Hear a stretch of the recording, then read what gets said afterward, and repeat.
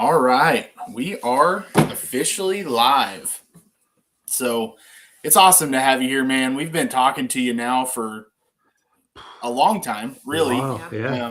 It's been a while. Of course, you know, we met through, you and I met through Freedom Squad, JT Hickman, Fishing with Gramps. Yep. And started talking from there. And I always liked your attitude. You had a great attitude in everything you did. And you're a kayak fisherman as well. You go out there and hit it pretty hard. I know. Hey, Bentley, welcome, man. I know you're a teacher throughout the school year, and then summertime you get to really hit it hard. But you find your way to still get out there during the school year too. Some. Yeah. What grade do you teach? I try. So I'm a high school teacher. So I'll give my teaching. Fun. Yeah, my teaching actually started in middle school. So I was actually a middle school teacher first. I did that for about 5 years. Taught 6th grade and 7th grade, which it's like you're gearing up for Spartan war going into middle school every day. Their hormones are just all kinds of. It's so bad. So it's bad. If you have middle schoolers out there and you're listening, you know what we're talking about. It is their hormones are all over the place. Their bodies are changing and warping, and it's just an odd time of life that God puts us through. We know we have a 7th grader and a 6th grader. So. Oh yeah. And then next year we'll have 8th, 7th, and 6th. So I have fear that year. Yeah. Oh yeah. And so then an adventure. Yeah. Well, and then we had a new campus open up in our school district. So we're a pretty big. Amarillo is pretty good size. We have four high schools in our district, and so 5 years ago, I guess this is my 6th year there. So 6 years ago, they opened up a CTE campus, is really what it is, which is a career technical education campus. So that campus we have everything from all of the trade schools, anything from automotive to auto body, electrical, welding, machining, cool. HVAC, plumbing, robotics, engineering, and then all the IT stuff, which that's what I teach, is on the IT side. Mm-hmm. And then we also have medical, animal science, law, veterinary stuff. So and dentistry, we have a dental program there too. So we really get the kids. Yeah. So graphic design and animation and TV studio stuff. So it's just an awesome facility. Our school has ag and archery. Yeah. We actually in the back of our building. Nice. We actually have in the back of our building, we have a cattle area where they could bring cattle in, and they've brought, they've done x-rays on donkeys that were pregnant and stuff like that. Yeah. An ultrasound. So they do some really cool stuff. So awesome. And so I couldn't pass up the opportunity to teach in a high school like that. So basically the 4 high schools, if you're in one of those programs, you go to your regular high school during the day, and then you transfer to our school during those classes. So it's been a whole lot of fun. So, and not only do you teach during the day, but you also do a lot of after school stuff as well. So you're a busy man. I am. So I actually teach those of you that got into any kind of gaming out there. I'm actually the esports coach. So they do competitive gaming after school. So we actually made it to state. I have 23 kids going to state. So there's Kathy. Jump in there. Thanks for watching. Welcome. We really appreciate you watching. That's awesome. So I think it takes a so it's really fun. Teacher, in my opinion. Yeah. And it's fun. I've enjoyed teaching something that, like, you know, when you find your calling, you're just happy you get up to go to work and you don't regret a day in your job. So that's kind of the way I am with teaching. I finally found my niche in life. It took me a little bit longer than some people, but again, it's like I always say, it's God's plan. It's not my plan. So just sometimes it takes a little longer to get to that plan that he wants you to be in. So, but once I started teaching, I found this is where I really want to be. So, and I've enjoyed it. Hey, Josh. We're excited you're on. We were debating if you'd be on or not because there's a lot of lives going on tonight. There is. Everybody's on. We appreciate you guys. Hey, Chris. Yeah. Well, I was hoping Andrew would be on because I'm kind of. I know. I was gonna say I seen your shirt there. Yes, I love So, the Just Fish shirt. He usually jumps on for a minute here and there, but he always ends up popping in at some point. I think he said he was going to be running plastics tonight. So if he's running plastics while we're on, he will most likely jump in. He likes to. Dude, I gotta let it play. If you haven't wore one of these shirts, they are super comfy. They're like really nice shirts. Really they're soft shirts, like type of stuff. Like he's very the quality of this shirt super is OCD. Yes, he is super OCD. So like his stuff has to be like a great feel and a great fit. Right. And it's both of those. Like if anybody hasn't bought his apparel, might take a little longer to get in, but go for it. Yeah, worth it. I'm still trying to get them to like bring the Only Frogs ones back. I thought those were all great. Just the name of it alone just gets you going. Exactly. Like how awesome is that? So I see my dad's in. Welcome. I can't wait till frog season because I got a couple of his frogs to try out too. So I got just kind of figured my first season to throw. Depends on where you're at in Texas. Like I guess, Not where I'm at. So, and not where I was just at either. Trevor's not living in the land of 10-pounders all the time. So too bad. Well, for you guys, it's like you guys probably wouldn't travel that far, but for me to get to the big bass, we're talking 4 to 5 hours drive without even leaving Texas. I'm still in Texas. Which with kids is a whole ordeal, weekend trip type thing you have to plan, and it always takes a lot. And I have such a loving spouse that she allows me to go travel and do all this stuff. So every once in a while, and she like the first time I went to Guntersville when I qualified for the first national championship, her and the kids came with. They traveled. Well, the 2 younger kids, my 3 older kids that are moved out of the house, they haven't traveled with me to do that, but they traveled. They came to Guntersville with me, and they toured Alabama while I was fishing the whole time. So they got to see all these. They went to all these cool places. Coming back, like, oh, we went to this and we went to this. Yeah. I'm like, great. I'm glad you had fun. Yeah. So. Yeah, it's cool that they got to go and experience some things too while you were out there fishing a legendary lake. Yeah, that's pretty cool. Oh yeah, you guys got to get down there. I'm just saying. I want to so bad. We will. It will all kick in. I want to so bad. I cannot wait till the day I get to fish that lake. That'll be really cool.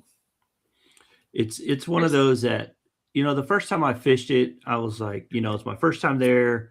I knew a few people, but I wasn't like I don't really know a whole lot. And I went with the Freedom Squad. It was the meetup. It was that Hero Cup stuff that they did, and you had to qualify to be on a team. And so the team, I got in at the last minute on a team, and the team I was on, I didn't know anybody that was on the team. Because there's no way I was getting on Gramps or any of those teams because those guys just had absolute hammers on their team. Like, no good joke. Lord. We're talking 100+ inches, like every person on their team. Yeah, so I fished on JT's team. I fished on Wendell's team and Chad's team, and there was no chance of getting on a single one of their teams. There was no opportunity. No, I'd have had to live in a different part of Texas to get on their teams. Yeah. And so the team I was on, we didn't know anybody. And I actually fished Wheeler Lake. I didn't even jump onto Guntersville because I was looking, and Wheeler fishes and looks just like the lakes around me. Oh, rock. It's more of the rock. It's more of the deeper water. Yeah. Not a lot of grass. So I was like, this is like fishing in my home lakes. And, so I fished Wheeler. So I didn't even fish Guntersville the first time I went there. And the second time I went, I was like, oh yeah, I got to go to Guntersville. And then I'll never not fish Guntersville now. And Wheeler's like, I ain't touching Wheeler. I'm going over here to the grass. So that's awesome, man. Yeah. So I wanted to go ahead and ask you some questions. I want to lead out with how long you been fishing? What got you started? When did you get started? Have you been doing it since you were a kid? Yeah, off and on since I was a kid. So when I was little, I remember going catfishing with my dad. You know, he would Yep. when him and my mom were still together, he would take me catfishing. So, and I remember going catfishing and stuff like that. And at that time, the first place I fished was in Illinois. So Yeah. that's kind of where I lived at that time. So that whole Yeah. Midwest catfishing scene going on there.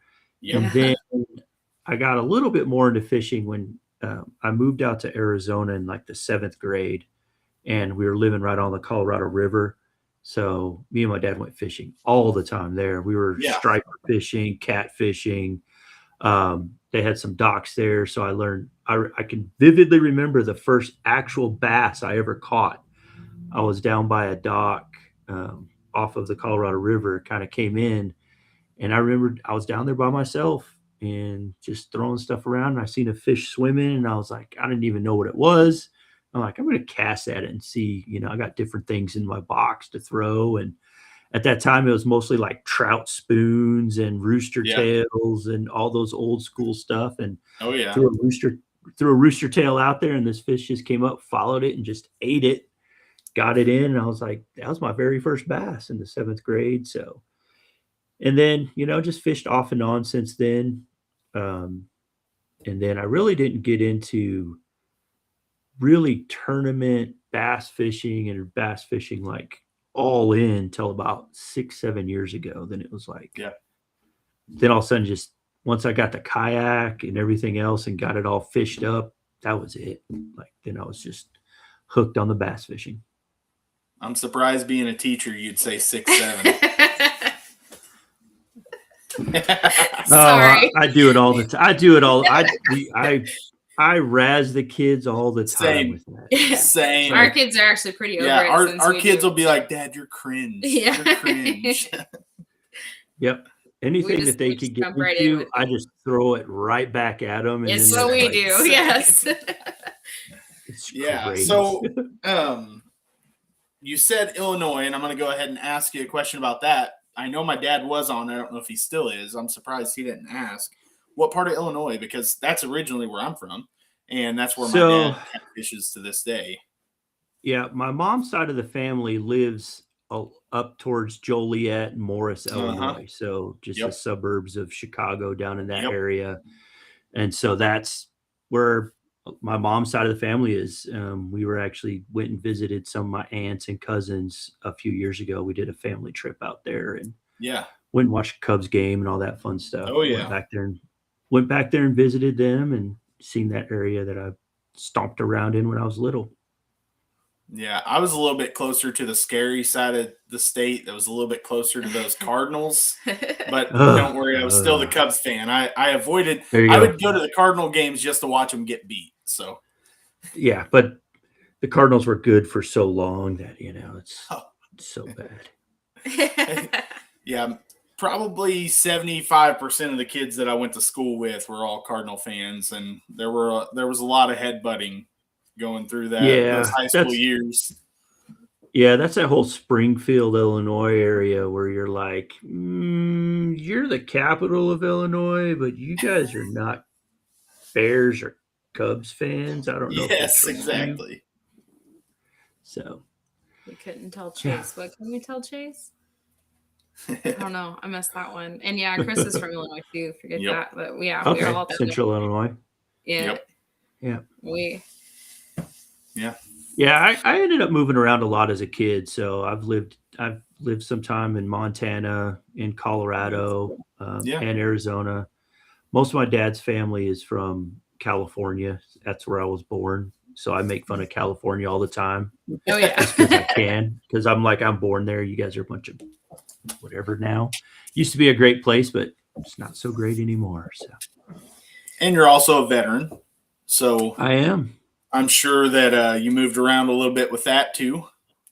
Yeah, so I was one of those. I came from a really, really bad home life. So that I could do a whole podcast on my home life. My wife tells me I should write a book because there's no way I should have turned out the way I did from the way I was raised. But I joined the military 2 weeks after I graduated high school because I needed to get away from, that my mom's side of and just get away from my mom and that whole situation. And so joined the military, went in the Army. So this had been, okay, to show my age a little bit. This was 1993. And so that's when I graduated high school. From there, went to basic training in Oklahoma. I was down in Texas and San Antonio for my technical training because I was a medic. So I got to learn basically, that was a great life skill that I still have to this day, which I think it's served me well, especially with kids, accidents on the side of the road, things that I've seen. I've been able to like jump in there and just, use what I learned in the military. So after Texas, they basically split us all in half. Half of us went to Korea and the other half went to Germany. I was on the Korea half. So I got to go spend a year in Korea, which was a whole eye-opening experience for a 19-year-old kid to go see a different part of the world that you never really knew much about. And so that made you grow up pretty fast and see how good you actually have it as an American. Like once you go over and see some other places, you're like, America's a great place to live. Yeah. And then from Korea, I got stationed in Fort Polk, Louisiana. So I got to stay in Louisiana for about 2.5 years, is where I was stationed there. And then while I was in Louisiana, again, military's great brilliance of mind that they think we're a ambulance platoon in Louisiana. It's hot all the time. And they decide in November that we are deploying to Bosnia during the Bosnian conflict in Europe. So if you don't know anything about Croatia, Hungary, Bosnia, well, it snows and it gets really cold. And so they took somebody from the jungle and threw us all into a winter environment. So half of the ambulances died when we first got there because they've never experienced a cold. So our poor maintenance guy was like working like crazy to get our heaters fixed and everything else. So I spent 6 months in Bosnia just before I got out of the military. So, oh man, yeah, it was a lot of fun. But I got to travel. I got to see Europe and Korea all in my 4-year tour when I was first in. And then from there, when I got out of the military, I did the typical thing, went back. I started living with my grandparents that was kind of like my rock, my foundation growing up. And they lived in Arizona, like in that Colorado River area. So started going to community college there.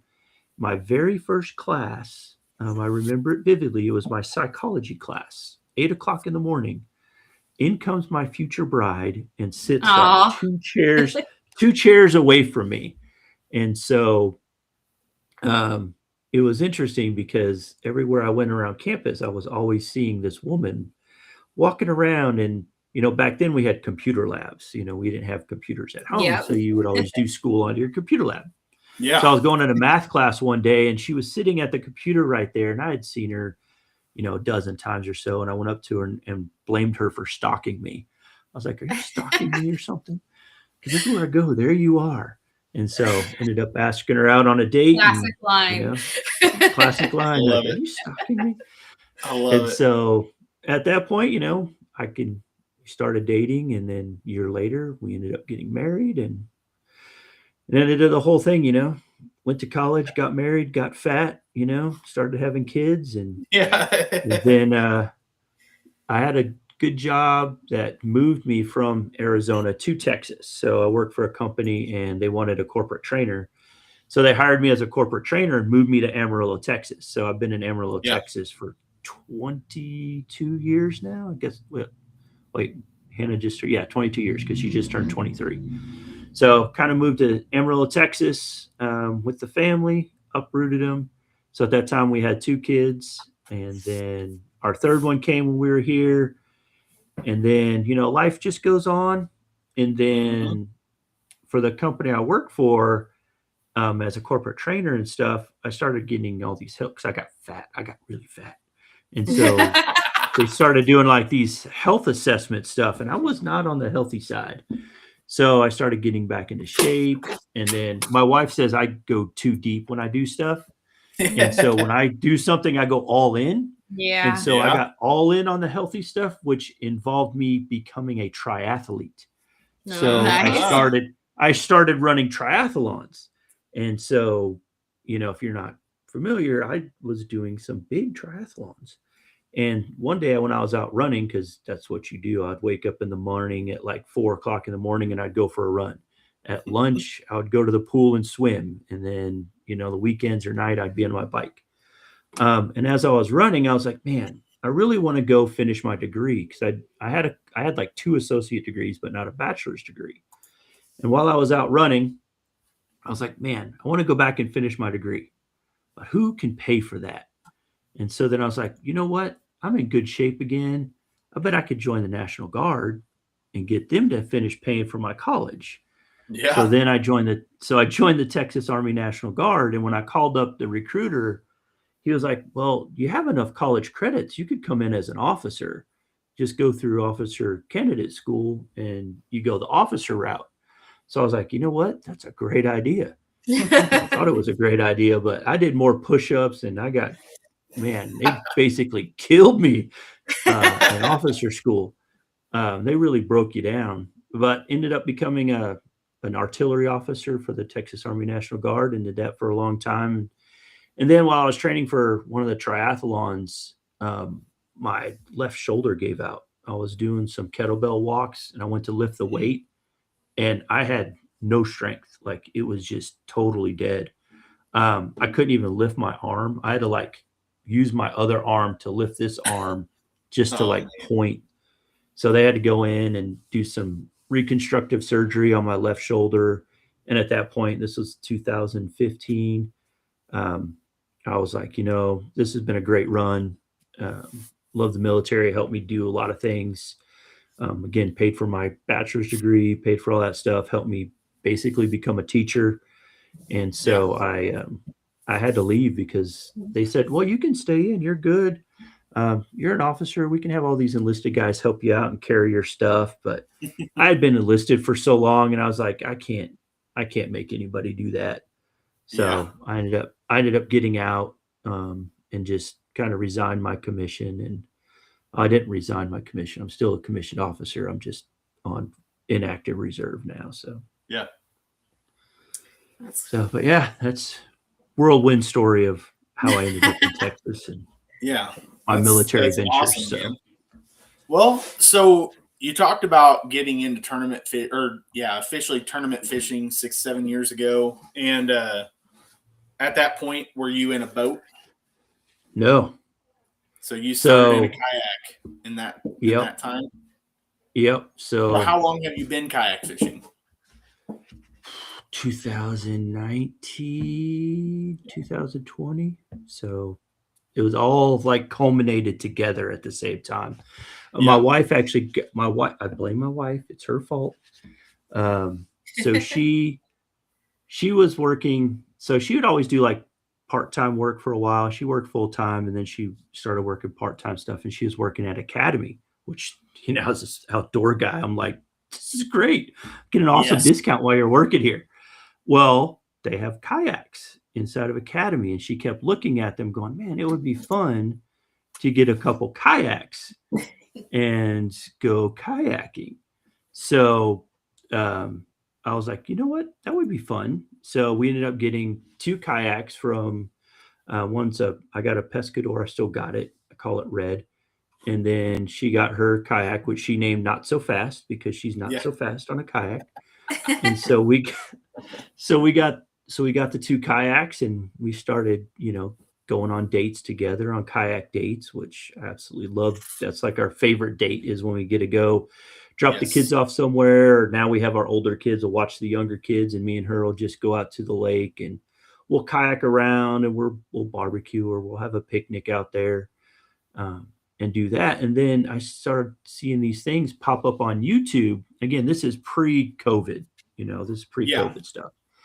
So I started watching stuff pop up on YouTube of these guys fishing out of their kayaks. And then I was like, what is this? And so the first channel I watched was the kayak catfishing guy, because he was catfishing out of his kayak on the Tennessee River. And I'm seeing him pull in these 30, 40 pound catfish. And I'm like, holy cow, I could do that in my kayak. So I started going out in my Red, just kayak fishing for, catfish or whatever else I could find. Yeah. And then I ran across Chad Hoover's old kayak bassin show, which was a show he did a long time ago. And I was like, what is this?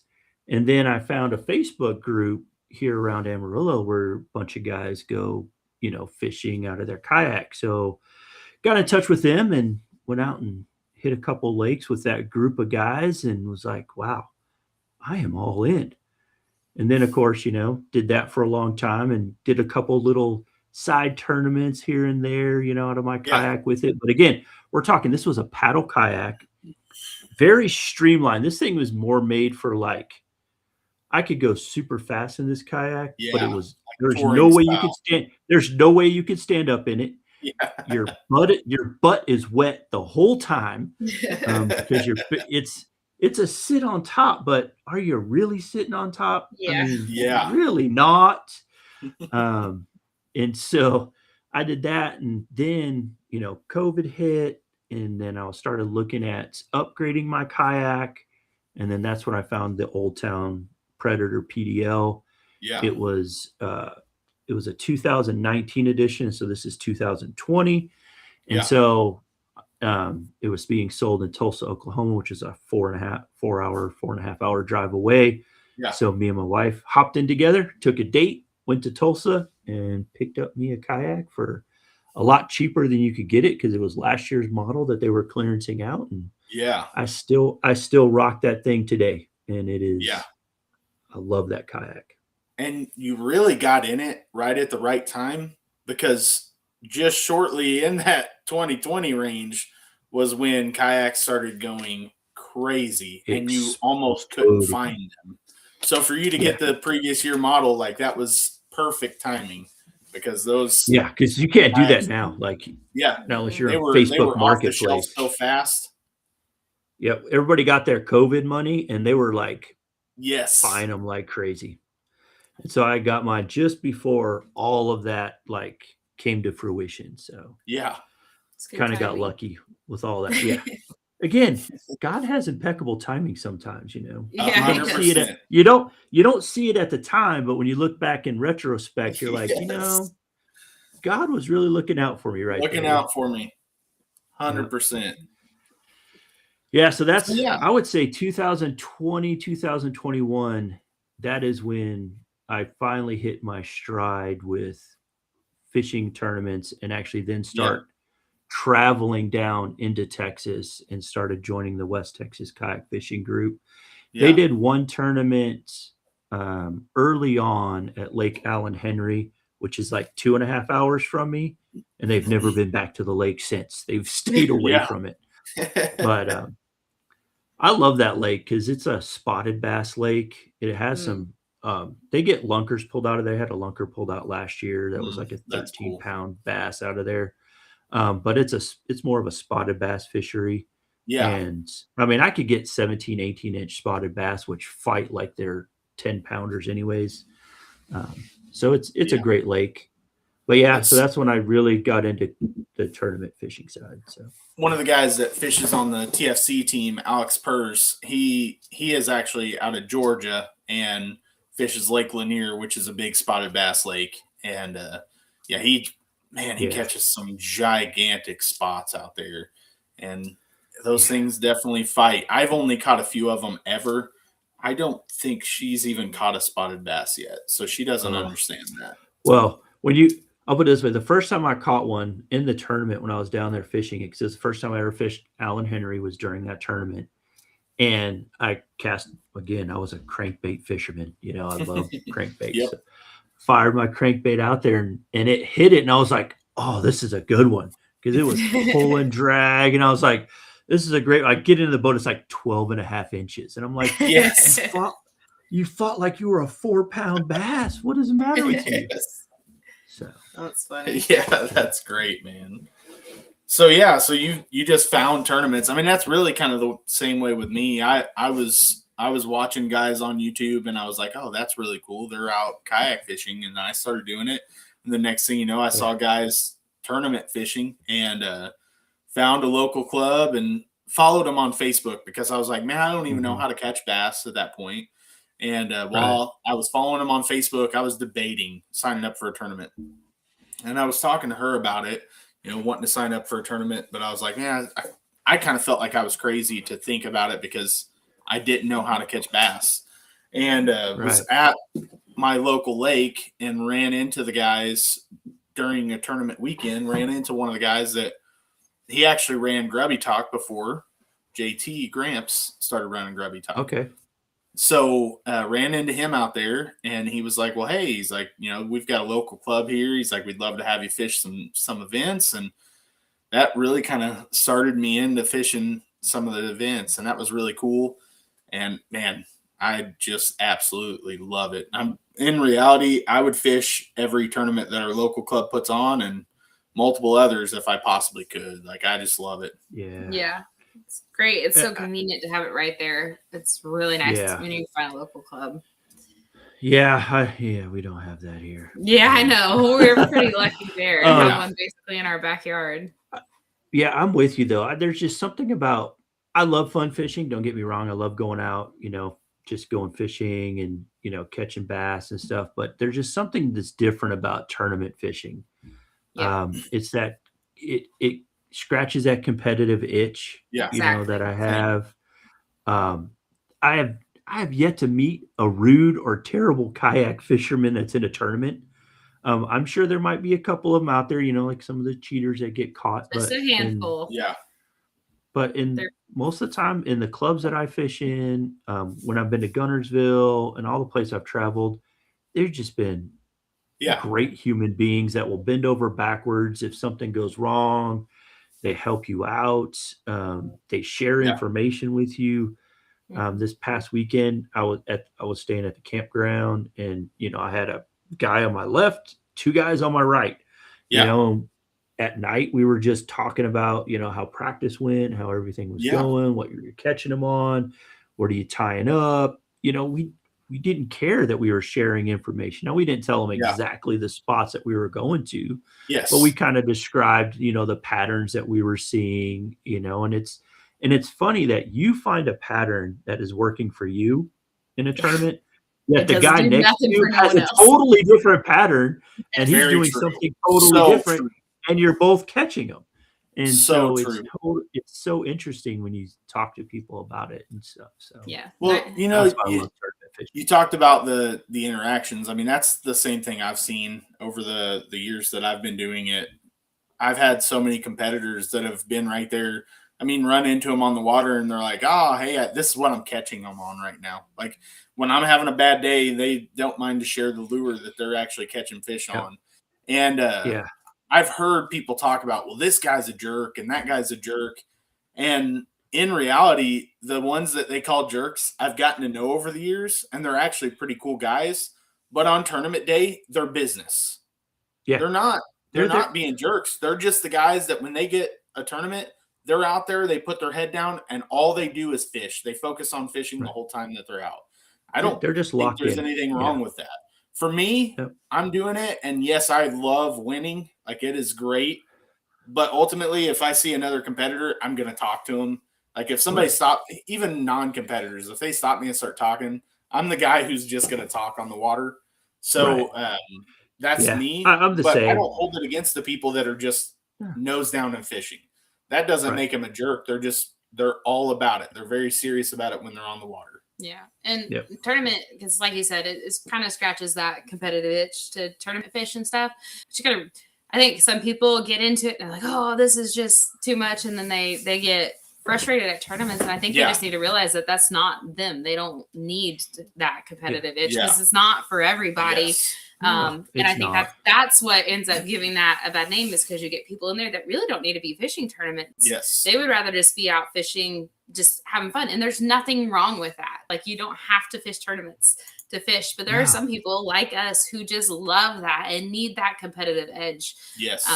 Just gives us something different to look forward to. So yeah, and that's why I love doing the month-longs too. I do the month-longs with KBF because that makes me focus when I get out on the water that, yes, I'm fun fishing, but I'm also Yeah. hunting fish at the same time.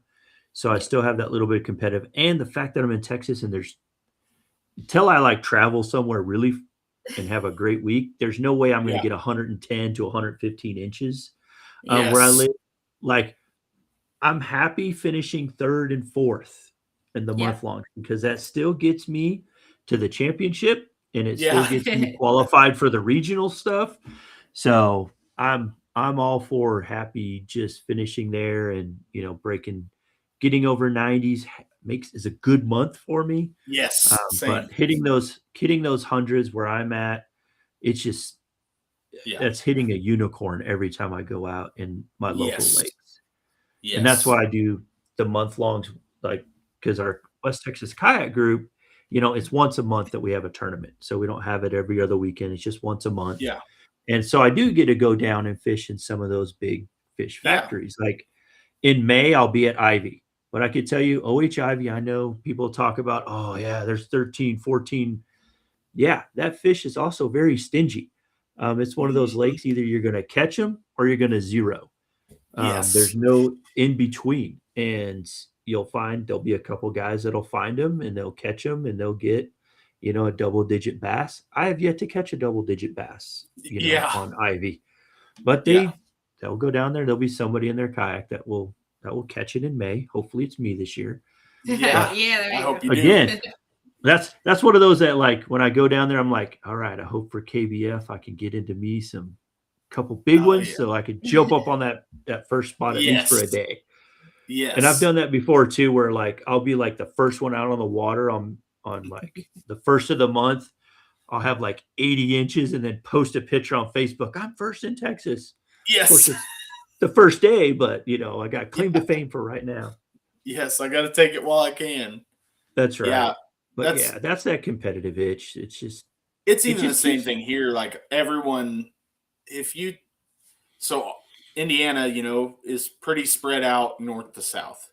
And a lot of people that live in the northern area of Indiana, like when it comes to the month longs, they're like, oh, the guys that fish bluegrass, which is our local tournament, the guys that fish bluegrass just catch all the giants. And I'm like, I would love to see those guys come down and see how tough it is to really catch fish in bluegrass. Like it puts up great fish, but it doesn't consistently put up great fish every day. Like you've got to really put the time into that lake, even as small as our lakes are, because they're all strip mines, old strip mines. Yeah. Even as small as they are, you have got to work that lake really, really hard to learn that lake. And these guys are all. We've had people say that they wouldn't fish tournaments against us because we've got that lake that just puts up great big fish, and it's like, come down and fish that lake sometime and see. Yeah. Just because they're in there doesn't mean that they're easy to get the bite. Right. Yeah. I know all about tough fisheries. Yeah. Charlie, welcome. It's always fun. Yeah. Charlie's in the house. Yep. He was at Gunnersville last time we were there. Yeah. I see Josh posted in there earlier that he caught that 3-pound spot. Yeah. So, yeah, in a creek. That's a in great a creek spot. With less than 2 feet of water. Yeah. Josh only catches small fish, though. Yeah. Yeah. That's what he says all the time. That's what he says all the time. His first fish of the year was a 29-inch walleye. Yeah. I'm like, man, nuts. I didn't even know. Yeah, that's awesome. Oh, yeah, that's where I've caught my first several walleye came out of Patoka. Yeah. Oh, yeah, my dad always used a beetle spin and a jitterbug. I can remember him using those when I was a kid. Those were his favorite lures to throw. Yeah. I should pull those out for bluegrass. Maybe it's been so long since the fish have seen them. Maybe they'll bite them. Spins. I got some beetle spins. I'll hand you. Ours is so overpressured. And sometimes I just want to go pull out. Oh, he put 27. 27, not 29-inch. Oh, okay. I'm so sorry. Way to stay modest and humble. So sorry. Well, we tried to give you the 2 inches there. Yeah. Yeah, my main lake that I fish here, it's mainly known for walleye. So it's mainly a walleye lake. It is stocked with smallmouth, so I love it because I can go smallmouth fishing too. But it raised going into last summer. The lake kind of changed because it raised like 10 feet Yeah. And so when the lake raises that high, it changes the fishery. It's So major. it's like learning a whole new fishery again, because the banks that you had are now gone. The brush piles that you were able to see the tops of are now buried underneath. So you got to go change up your tactics, find out where they moved to, because a lot of them ended up shifting their areas. So Apparently caught on Texas drift. that's pretty impressive. Now, if you go back, I think it was last year or year before last, I actually caught a walleye on a topwater walking bait Oh up in a yeah, creek, that's wild. up in a creek arm. And we're talking, it was the super spook. It wasn't a little Yeah. walking, it was a super Yeah. spook. And it was probably in about 5 foot of water. It was July. The water temperature was like 80s, That's and wild. it just came up and smoked it. And I was like, what in That's the world wild. are you doing here, walleye? You're supposed to be like out deep in our 70 foot of water in the cold water, but Yes. it was up there. Yes. It was up there hunting. So again, it goes to show you, we think we know bass behavior or fish behavior. We don't know anything. Oh, no joke. Their little brains, when they're hunting for food, they'll go everywhere to hunt. So It's true. Yes. But yeah. So much so. Yeah, I've only caught a few walleye ever. They are in Patoka Lake, so I've caught a few when I would go out there and fish with her dad on Patoka Lake. And then I caught a couple while we were in Minnesota last year. And I guess I caught one in Tennessee too. Yeah, you did. But the one in Minnesota was the biggest walleye I've ever caught, and I did not get to measure it because it flopped out of my hand while she was trying to get a picture of me. So bad. But, yeah, I wanted to get that one on the board just to get a picture of it. He said it was on a rocky point. Had to be up there spawning. The bass I caught the other day, I actually seen a couple sores on it still, and I was wondering if they're gonna. It would be a really early spawn for them. I know, but when I seen those sores on it still, I was kind of curious. I was like, Well, the bucks could be up there swiping, getting the bed ready. Yeah. This early, getting it set up, and still have it on there. Yeah. So but again, sometimes their stores hang for a while too. I caught a 15 that had a pretty good belly on it, and it was. For a 15, it was a fat one. It was. So the picture, it looks so deceiving. It looks like a big fish. Yeah, it looks like I did a good job. And then you get it, it's like this big. You're like, what are you doing? I was holding it right at the right angle. And took that selfie of it looks so big. I was like, I know the measurement of that fish. It's not that big. Yeah. Oh, that's awesome. You gotta watch that. Sometimes that's more deceiving than you think. Yeah. It's funny because our friend caught a good one. Yeah. And he sent a picture, and then Chase said that was that I found a good one too. And I was like, it's not that big. It was bigger than mine. I'll give him that. But right. My one little fish that I found. We have a tournament. We're fishing it on Thursday. Yeah. And I found one fish in our pre-fishing, so that's fun. We'll see. We'll see how that goes. Sometimes the bad pre-fishing days turn into pretty good tournament days, though. I've had some where you've had, I've had some awesome pre-fishing days that turned into terrible tournament days too. So it kind of goes back and forth where you're like, you don't really know how to judge pre-fishing. Right. I was looking at weather earlier. Actually, I wasn't even looking at it. It's just a weather guy I follow, and it is our local area, and it said record-breaking temps on Thursday. And I was like, oh, great day to pick. Yeah. Supposed to get really hot before it drops down. I was going to say, even looking at the weather forecast pretty much across the nation, this spring has been nuts. It's been so crazy. It's been a roller coaster ride. Like last Sunday, we were in freezing temperatures, and then all of a sudden then we're in the 90s, and then it dropped back down into the 30s and 40s. Yeah, Sunday it was 88. 88. Yeah, I was in sandals and a sundress, and then today I was in leggings and a hoodie and like all the layers because it was so cold. Yeah, it was like 30 degrees this morning. Yeah, like at the tournament, And here this past weekend on Saturday, it was 98, 99 degrees. My truck was reading over 100 on the drive home. Yep. And today the high in Amarillo was 60 degrees. It's like, So what weird. in the world is going on this spring? When I was we just telling can't get my kids, 'cause we stable. were talking about it, that I don't really remember having an almost 90-degree day in March. Yeah. Like, I was like, that's just, it's kind of crazy, but boy, it is what it is. Yeah. We'll go out there and prepare to just slow fish, which I actually hate, but I think that's going to be the key. It's just to sit there and just slow fish. Yeah. It's going to kill me a little bit, but I'm ready to grind out a day on Thursday. I think that's just what it's going to Hopefully take. we get out there and they're just eating, but if not, it's just going to be a grinder of a day. Yeah, when I have to, if I have to bust out the wacky worm or the drop shot, it's a bad day. It's a bad day. It's like, that's literally what I think. That's the last thing. That's the last things I want to bust out. You know, I want to catch them. I'm a power fisherman. I love power fishing. Yeah, it's so much more fun. If I could top water fish year round, I would definitely top water fish year round. Yes. The slowest I like to go is I love jerkbait fishing, and you know that's how I catch most of my fish. Is on a jerkbait, and I know some people are good at it, and some people aren't good at it.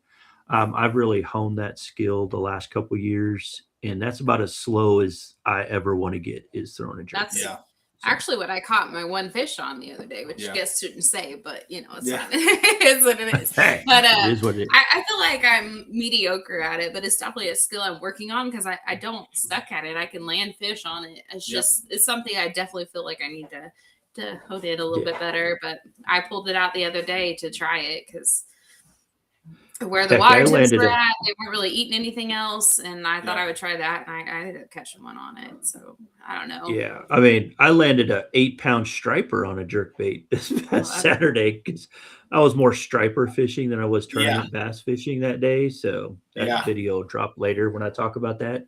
Yeah, but I'm excited to see that. But I saw that big striper you caught. I caught one big one in pre-fishing, which was good size. And then tournament day, this one was like 2 or 3 pounds heavier. I couldn't even, you know, most people hold the fish closer to the camera. I'm trying to like pull it away from the camera so you can see just to try to get the whole shot in. Cause I was like, and that was on a jerkbait rod, you know, so my jerkbait rod, I only hold, I think I have like 12-pound test line on it. Yeah. Straight fluoro. That thing was just peeling the drag. Like I was like, oh my Lord. And I knew because I had seen on, you know, my sonar some huge things in the water. And I was like, man, if that's a bass, this is going to be a big bass. So I was throwing it out there, calling up, and then it just came up and smoked it. And when I hit it, and then the minute it took off running, I was like, nope, that is not a black bass. And then I was in for a ride for a couple minutes trying to get that thing in without it breaking off because jerkbaits aren't cheap, and I don't like to lose jerkbaits. So I played it out to get it in the boat. So now I've watched your stuff, but I can't remember off the top of my head. Are you throwing a jerkbait on a casting or spinning rod? Casting. That's what I like to throw. I know some people love throwing them on spinning rods. Yeah, I'm more accurate with a casting rod. I could pinpoint my casting rod a lot better than I can my spinning rod. Yeah. And it's a shorter rod. It's like a 6'10". Yeah. Or might be a 6'8". 6'8" or 6'10" rod. So it's not a very long rod. It's a Victory series that was put out by St. Croix, and it's called the Jerk. It is literally called the Jerk. Yeah. Which when they designed it, it was interesting because it's actually got an extra fast tip, which you wouldn't think because most people jerk bait on a moderate rod, but it's got a super fast tip, but it bends well down into the blank once you get hooked up. Yeah. That's good. But with that extra fast tip, I don't have to work the jerk bait very hard to impart the action. I can barely flick it, and that thing is darting really hard. without me really working it. I don't have to sit there like some people do with a moderate That would rod be nice because and really work it. So yeah, you don't have a good jerkbait no, rod. I don't. I just thrown it on what I got. But man, I'm like my hands by the end of the day. Derek, and I could. Oh yeah, go ahead. Go ahead. I was gonna say, and on that rod, I can maybe count on one hand how many fish I've lost once I got them hooked up. That's how I know it was a good rod. Because usually with treble baits, you're losing fish. They'll come up, flail, and off, throw it back at you and stuff like that. And you know that even with a. Oh, go ahead. Sorry. Yeah. Oh, I was just gonna say, even when you're with a cranking rod, you have to find a good cranking rod too. Those are the 100%. two rods that I have that I absolutely like. If I lost every other rod, just don't let me lose those two rods. My jerkbait rod and my cranking rod. Yes. Because those two, I have those two rods are dialed in, and like I can't. They're so dialed. I feel that way about my chatterbait rod too. It's the same way. Like that chatterbait rod, like throwing a chatterbait on other rods caught me some fish, but after I switched to that rod, other than times where I set the hook and they were running back at me as hard as they could and I didn't get a good hook set on them, I really haven't lost fish on that chatterbait rod. Like it's great. Yeah, that's something we see. And the problem is like where I'm at here, we don't have enough grass. Yeah. Like where I've really dialed in a good chatterbait rod yet. Yeah. I mean, I like chatterbait fishing. I think it's great. I've hooked a couple good ones with it, but it's not one that I've like went out and like, all right, let me invest, some of my money in for a good chatterbait rod. I just haven't found that yet. So yeah, and that's obviously where we fish. It's thick hydrilla, and I mean running those grass edges, I've caught so many fish. Or even I like to throw it through the pads. That one lake that we fish has those lily pads. And especially as those lily pads are starting to come in right before they top out, they're starting to bloom into a pad and they're just subsurface. Man, throwing that chatterbait through there where it's hitting on those pads and bouncing back and forth. I mean, I even do the same with a crankbait in that. Like, it's bad because sometimes you'll snag up on a crankbait. You're more apt to snag up on a crankbait than you are a chatterbait through them. But, man, something about hitting those pad stems and doing that bounce action triggers so many bites. Yeah, we don't have a lot of pads. I have to, yeah. Like when I go down to San Angelo for the San Angelo tournament. That's full of them. Yeah, just like one lake that is choked completely full of lily pad. Like in certain parts of the year, you can't really you almost can't fish it unless you're throwing a frog that sits on top, or unless you're good at punching and you can punch through it, because you can only get to a few little sections of the lake. Like you probably have less than 100 yards total that you can get your kayak into unless you're literally in the middle of pads. So you almost need a paddle kayak to get anywhere out there. Yeah, it's unreal. That little lake is crazy. But once it gets to that in summer, it's fun to fish. We just don't really go to it, honestly. Yeah. I really love it in the spring, right as those pads are coming in. Like it's just a blast to fish through that. Right. Oh. Yeah, and your motor will probably get choked up if you try to run a motor through there too, huh? I bet so. Oh, I'm sure it would. I wish we had motors and we could worry about that problem. I've been thinking about that, right? So, a lot of the people in the tournament world all have motors. And, I see them running around the lake and I'm like, do I really want a motor? Because that's really what I'm debating. Like, do I really want a motor, or do I want to just stick to what I know and what I'm comfortable with? Because I'm sorry, I love backpedaling. When I hook a fish, I love the fact that I could just backpedal real fast. I don't have to touch anything. I don't have to do anything with my, like the steering controls. I can just, if I want to go in reverse, I go in reverse. If I'm about to hit something or if he's pulling me into something, I can, I feel like I'm more manageable using my pedals to get it. Now, does it suck when I'm looking at the lake going, man, okay, my ramp is here, but I got to get here. When do I have to leave, and how long is it going to take me to get there, and how tired am I going to be when I get to that point? And if I want to change spots, I got to factor in, okay, this is going to be 10, 15 minutes. I'm not going to have lines in the water because I need to change spots. Yeah. Like when we were on Santee Cooper, the lake that we were fishing, Lake Murray, is massive. 100,000 acres. You know, it's like you're breaking down tiny parts and pedaling. Like we pedaled from island to island to island to island, literally the whole. Well, we fished about 6-ish hours because, you know, the last 2 hours we were stormed off of it. Oh yeah, I saw the videos of that. Woo. Yeah, so we got about 6 hours of fishing in, and we did not hardly stop pedaling the entire time. No, I looked at him at one point. I was like, my legs are tired, babe. I was like, I don't think I can do much more. I mean, I did it afterwards after I said that, but I had to complain for a second because I was like, oh my gosh. Because, I mean, I pedal all over our lake back and forth all the time. You know, never really think about it. But there was, also you got like bigger boats, bigger wake. You're going through things like that. And so I was just like, and the wind got rough that day. I was so tired. I was pulling out Google Maps and I'd look and I'd be like, okay, well, the next spot we're going is it's one island away. We just gotta just one island. Hey, we're going this far away. It's like one island away. We just gotta go one island this time. And then we would go one more island, and then we would go one more island, and then if we were staying on our lake all the time, I would be absolutely fine in what we are in now. Like there would really be no need to upgrade.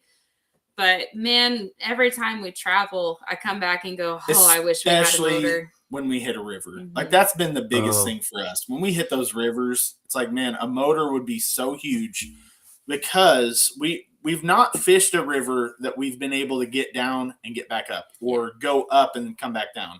All of them we've fished have been very fast moving and you float from one spot to the next. Well, if we had a motor, we could go down a couple miles and then work our way back up or vice versa. Yeah. But if you're just pedaling, that's just too much.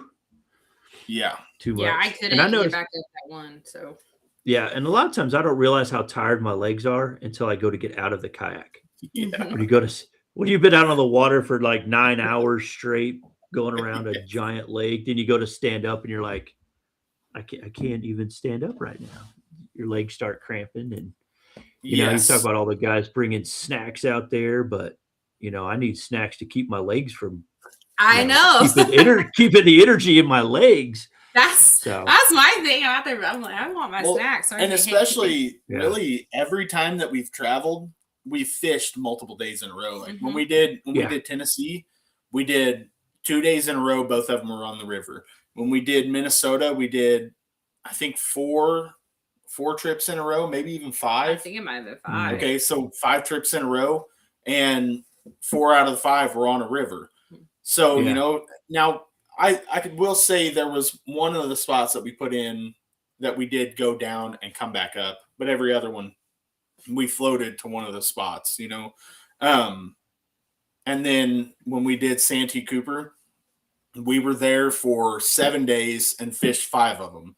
So when you're fishing day after day after day and pedaling around, and especially like Andrew, Chris Platts, those guys. Well, Chris Platts was in a pedal drive, but Andrew, Chris, Alan, and Matt. Yeah, Andrew, Alan, and Greg all had motors. Greg. Andrew, Alan, and Greg all had motors, and it was like they're, you know, they don't have to think about it. They just they're not tired. Yeah, they're not tired. The only thing, their shoulders might be tired from casting so much. Casting, yes, for sure. It always gives me a little bit of motivation when we come back. Yes, every time. One day we'll get there. Which Chris said, Chris has a Newport and his throttle went out. Yeah. He said his customer service experience has been top notch. So hopefully that gets fixed because he is a river fisherman and he really needs that, especially since he goes by himself quite a bit. Well, see, that's my fear too. If like let's say you do have a motor, right? And you go out there, and this is why I love my pedal drive, because if I go way out there and you're in a motor and something happens, I was talking to one guy, something happened in his, like with his prop, and it got caught up and it ended up burning something out in it. So he had to paddle back. Like it was like a mile away. And you're talking, these are heavy kayaks. A lot of the ones that they're putting motors on, they're not made to paddle. Like Yes. my paddle kayak in my garage, dude, I could paddle that thing with ease. When I have to paddle the Old Town, it could paddle, but It's not easy. Yeah. it's named Tank for a reason. Like, That's right.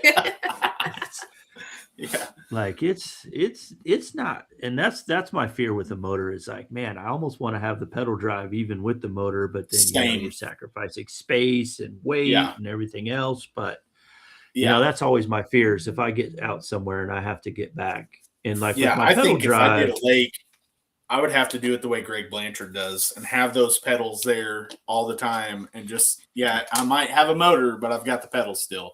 Now, a river is different where, hey, if my motor burns out, then I guess I'm paddling and it is what it is because, the current's helping push you. But that if you're in a spot where you're having to move far and you lose that motor, I mean, you've got your heavy batteries because they've always got. They're not lithium batteries are not light. Exactly. 100 amp hour battery plus for those motors and stuff like that, plus the weight of the motor and everything.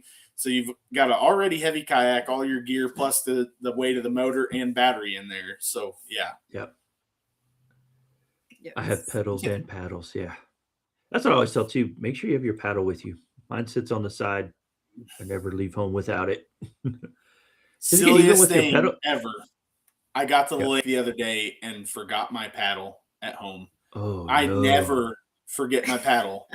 And I get to the lake and I pull in and I'm like, my paddle is not in here. I'm like, you know what? I'm just going to shove out into the lake and I'm going to deal with it. That was such a chore getting back to the bank because it's all like real steep until it's not. So it's like pedal up there really fast and then try to pull your drive real fast, which without it backing up on you. Say the Old Town drive is a little nicer because you don't have to I deal love with my Old Town drive. With it spinning that prop.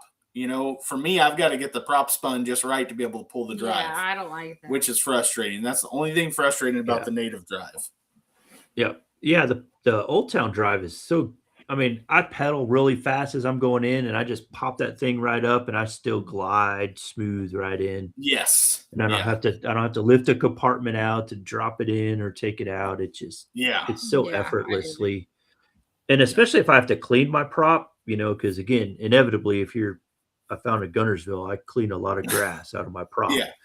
And so it's so easy to just pop it up, rip it out. And I keep extra prop nuts, tools. I have everything to fix it. The algae is super thick where we are right now. So bad right now. So we're digging algae out of our prop all day long. Time. The last 2 days that's that slimy, gross stuff. That really thick stuff that just wraps around. Yeah, slimy, stringy stuff. Oh, it's horrible. That was good because it was super windy when we were out there too. It's horrible. So that and just blows right Josh at and you. Kayla has a motor named Chase. I have never had him pull me in ever. I should have when we were at Santee, but I have never had him do that. He'll pull me he'll push me out when it's really cold and I want to get my feet cold and things like that, or pull me in so I don't have to get my feet wet when it's cold. But I've never had him just pull me in while I just sit there. Just so you know, I've had my sons pull each other on their kayaks before because we'll all go kayak fishing together. And pulled the kids, and I my oldest had to pull my youngest.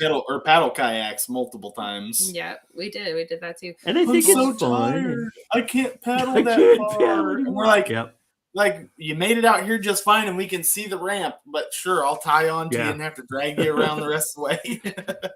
Yeah. Now, one of the things that we always do every spring, we always take our kayaks out.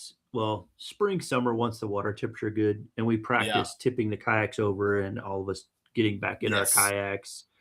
And I remember when Sam, my littlest one, he just turned 7, and Kathy too, when she was little, because the Old Town has a huge hole in the front. So we would actually I would put them in the hole of the front. And I would paddle around the lake and go out there, and they would just be having a good old time sitting in the front of my kayak with the hole open. That's funny.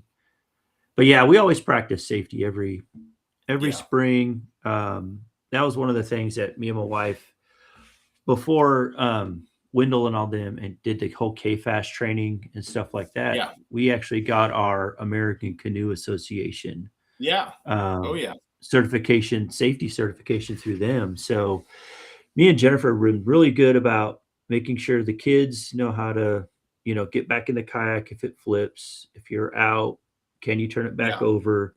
Can you self-rescue? Can you do that in the deep water where you can't touch? Or do you need to hold on to the side, get it to where you can stand up and get back into the kayak? And so we practice that again, because safety is such a huge thing, and being a medic and being in the military, being always prepared, and taking kids out with me, always watching the weather, making sure they're okay. Yeah. Again, just you got to practice that. I give the same safety speech every time that we go to the water with the kids. And I'm like, just remember, you do great job paddling the kayaks around and not having issues. But when you start fishing, distractions happen, and always be prepared for something to go wrong. There is always a chance that you're going to be looking one way, and next thing you know, something happens and you turn the kayak over. If you turn the kayak over, freak out. You have got to keep calm, because if you're freaking out, then it doesn't make it to where I can help you rescue or you can self-rescue the way you're supposed to. Yep. And that's my boy. When he turned over, he would have been 5 when he did it, or 6. I think he was 6 when he turned over. The water was still chilly. Now, it wasn't like dangerous cold, but it was still chilly enough that take your breath away instant, when you fall in. And hey, we're still on right now, Brett. Brett's excited. He's hoping to come fish with you. He was actually messaging me the other day talking about it. But when he turned over in the water, the moment he turned over, right at first, he was super scared. He came to me, though, which is exactly what I told him to do. I was like, if you can't get in your own kayak, come to me and I'll help you. Right. And he swam straight to me. And at first, he was just trying to climb in my kayak. And I said, you've got to stop. Hang on a second. If you tip me over, we're in a bigger mess. Stop and take a breath. I will help you get into my kayak and we'll be good. And when I got him to calm down, I was able to pick him up into my kayak and sit him in my lap. And this was when I was in the Vibe, which is still not even a real stable kayak. But I was able to sit him in my lap and get him over to his kayak and get him back in and stuff. And that's awesome. If you can maintain a level head, it's all good. But it's when everything just goes out the window and you're not prepared for it. And that's why I try to tell them every time, like, if something goes wrong, don't freak out. Because the moment you freak out, it makes things 10 times worse. Yeah, and that's the hardest thing for kids, to not freak out. And yes. And you get over that by practice, Yes. And so you do the best you can. Yeah, I'm looking forward to fishing with Brett too. So I think we're gonna be at Lake Brownwood together. So yeah, that's cool. That'll be fun. Oh, for whoever Wade Life is, that would be terrible. Yeah, that was last year before we came up. I think he fell asleep while I was motoring around. Yeah, that's our buddy Chris out of Tennessee. Yeah. He's got some good stories. Yeah, he got into some shenanigans while we were there because he invited these Indiana guys down there, and we could have got things into a nice mess, but it was a blast. Like, he was so much fun to fish with, and we had my cousin Sam there with us that doesn't fish at all, and we still talk about that trip to this day and can't wait for our next one. Like, we're in the middle of setting that up. Yeah, again. So I think we have the dates locked in finally. We just gotta do all the other little we are not camping in a tent again after last time. And I have nothing against tent camping, but when it's I will never do it in Tennessee, where he is from, ever again. Too hot, was it? Too hot. Yeah. It was a whole, oh boy, here we go. It was the whole thing. It was so hot. Chase thought he was going to die. I did. I started hyperventilating, so I get claustrophobic, and he was convinced we needed a smaller tent for this trip. We have a big, huge family tent. I'm like, you have to charge all your batteries. We need to be able to stand up. And he was like, no, we need a smaller tent. So he goes to Walmart and buys a smaller four-person tent. That's Oh, not more a like one person tent. tent. Yeah. When we And- put our 2 cots in there, the tent wall was up against me. Yeah. Oh, And I'm like tossing and turning. I'm like, I said, babe, can't breathe. I got to get out of here. I might die. And so I slept in the seat of my truck with the windows down. It was Oh, there that's was just terrible. so much. I was like, never again. We're not doing this. That's just That's crazy. the top of it. So we are not Oh, doing that one again. We could maybe eventually, so but it was bad. So annoying. how was your weekend camping? Because it was hot for you this weekend. yeah, but the nights were still cool. So the nights That's were good. still getting down into the good. 60s. So it made it camping was really, really great because once the sun went down, it was nice outside. And most of our state parks here, they actually have shower facilities in the restrooms. So we're able to take a shower and stuff like that. And Nice. so it was tent camping was great, because Yeah. I wasn't in the tent during the day. I was back at night. And so it was Yeah. cool at night. I had a fan too. I have a little battery operated fan I take with me. And then if it's really cold, I actually have a little portable heater I take and put it in my tent for the cold nights. So Yeah, I'm we kind of bought a prepared when fan it comes. and it broke, and it was one Yeah, thing the after first- another. Just one of those went wrong. miserable, just a It was miserable. One thing horrible. after another I was went literally wrong. dripping Yeah. sweat all night in this tiny tent. It was and Yeah. it was on rock. Ugh. It was Oh just, no. and to go No to the fun. bathroom was like this ginormous, massive hill. It was a whole thing. So Okay, I and gotta I climb the like hill to pee. I grew up a it was hunter. massive. I know the sounds of like outdoors, but sometimes you hear sounds outdoors that make you a little bit. It's a little sketchy. Mhm. We were on Yeah. this, like she said, on this hill, surrounded by woods. So it wasn't like there was a bunch of like some campsites were close, but they were still spread out enough that you were kind of in nature. And there was a barred owl in the middle of the night started hooting. And I don't know if you've ever heard a barred owl, but they have kind of a very unique call, and it doesn't sound anything like you think of an owl. And it started going off in the middle of the night, and it was the night that I moved to the truck. So she's in the tent alone. My cousin Sam is in the tent right next to her by himself. And I'm sitting there and I was like, oh, that's cool. I hear that barred owl, I'm sitting there in the truck knowing what this call is. And I was like, Right. and they have a creepy sound. I was like, I bet if Kayla was awake right now, she'd be scared. Little did I know. Me and Kayla Sam and both Sam was were awake. both awake. And they were like, what is that?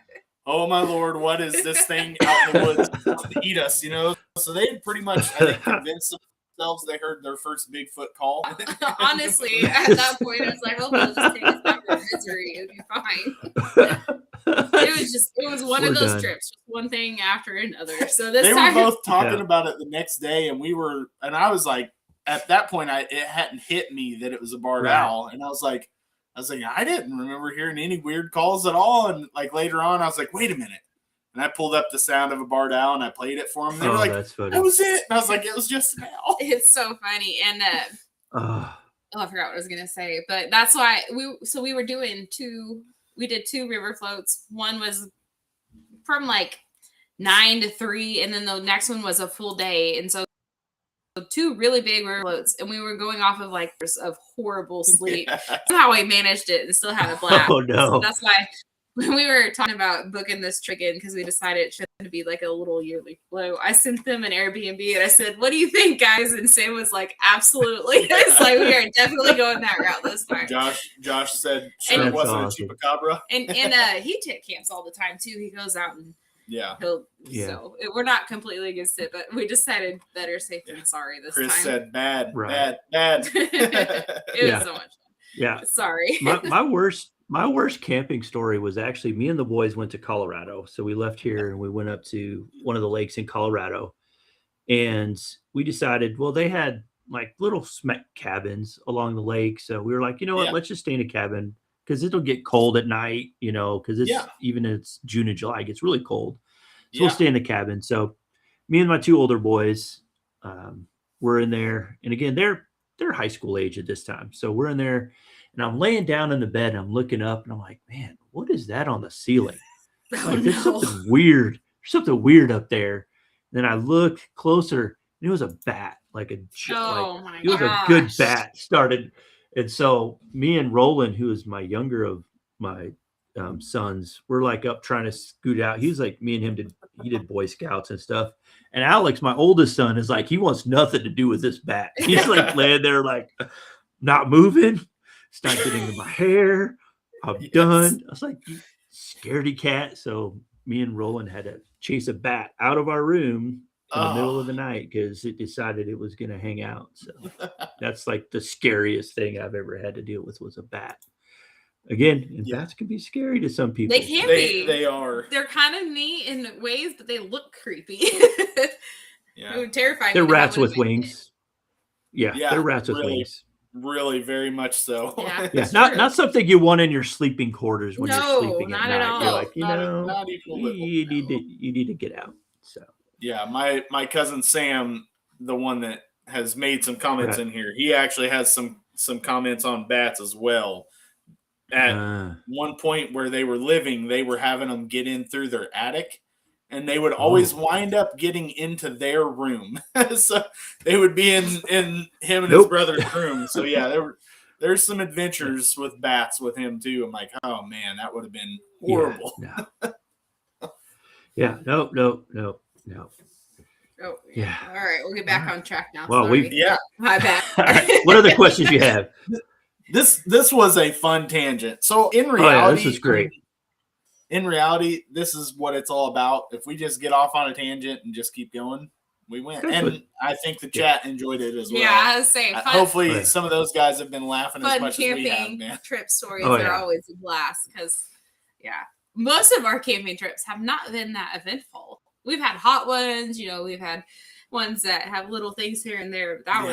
That one was just nightmarish. So I take it back. There is one camping trip that we went on, and my wife will never sleep in a tent again.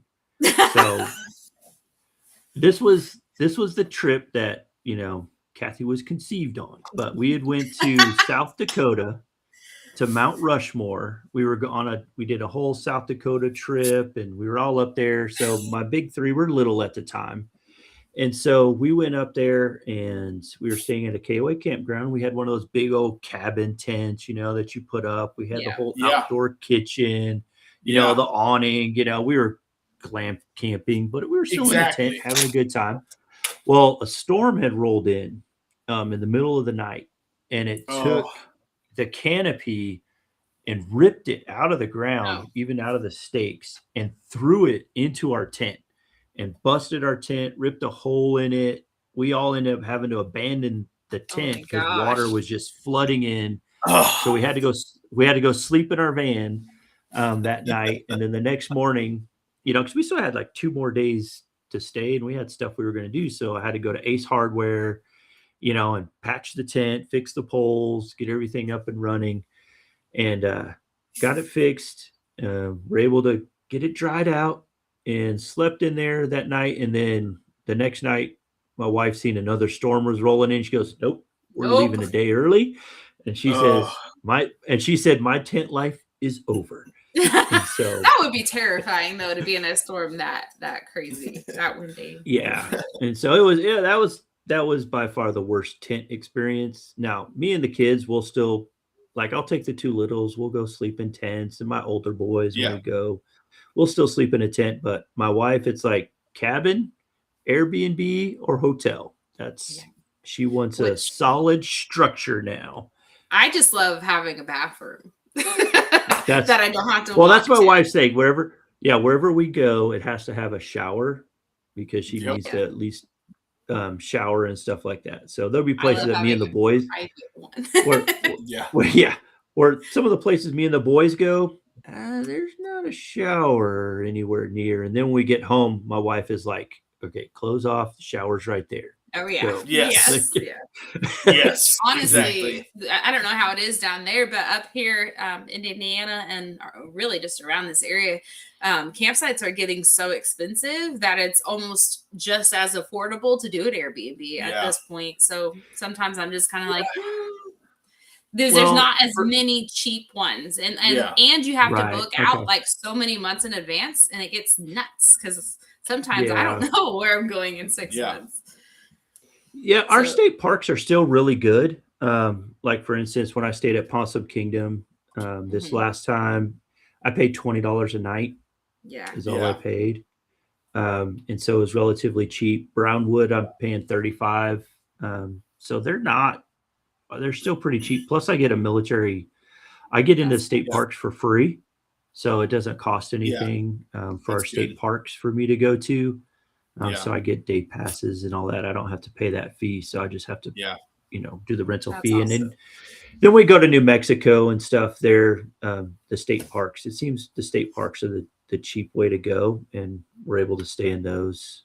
Yeah. So now we go to Guntersville, because there's like a whole massive group of us. Like last championship, it was like a whole Freedom Squad meetup because like Steve Sturgeon was there. Yeah. Emily, Cairo, myself, Jermaine, we all stayed in the same house. So that makes it super cheap because I think I only paid $60 for the entire week when it was all said and done. Yeah. So when you can have a group of people jumping in, then it's freaking great to get an Airbnb and have that private shower. Yes, exactly. So we're doing the Kayak Adventure Series in Indiana this year, and even though it's in Indiana, it's still almost 4.5 hours from us. So you'll have to stay somewhere. Yeah. So we're staying up there, which luckily we have enough people, and we were able to find Airbnbs that were reasonable in that area, and we have enough people come in that ultimately we're splitting the cost, and it makes it very affordable. It makes it like, I think it's like $30 a night per person. Oh yeah, see that makes it. That's the way to go when you can have a group. Otherwise, really you are looking at. That's what you're looking at. The campgrounds going, okay, how much am I going to have to spend to go get this done? Like Josh said, that is true. $15 for 5 chunks of wood. Oh my goodness! Our state parks have gotten so crazy so fast around here that you have to book so far in advance, or you don't get a spot, and they've just raised the prices continually. And the ones that we've been to actually regulate what wood you use, so you can't bring your own wood. Oh, it has to be state park approved, whatever, or else you might be bringing in something. Yep. So you got to buy the invasive bug or species or something. Exactly. So it makes it a little more difficult, which is why we tend to go the Airbnb route more often than not. I love the affordability of camping. It's just kind of not been super affordable here lately. Yeah. But we still do it here. Well, I did want to ask you, what is your PB size? Again, we talked about you being in Texas, and you've got to let everybody know, like, you're not in the area of Texas that is full of giants. You do travel to the land of giants here and there, but what is your PB size? My PB is 7.5 pounds. And where'd you catch it out? Pretty good. Lake McKenzie, which is about an hour from my house. Nice. It's also the thing that if you might have seen my Facebook last year, I haven't been back since, but that's where my fuel pump went out of my truck. Yes. And I was on the ramp when the fuel pump went out. So I have not been back to that lake since. I'll probably go back this summer, just still have bad memories, but I have good memories because that's where my PB was. So story of the PB, it was 7.5 pounds, 22 3/4 inches long. So it wasn't very long, but it was that's not very long at all. It was fat. That's crazy. It was July. Oh wow. It was 101 degrees outside. Yeah. And it was middle of the day. So we're talking 12:30, 1 o'clock.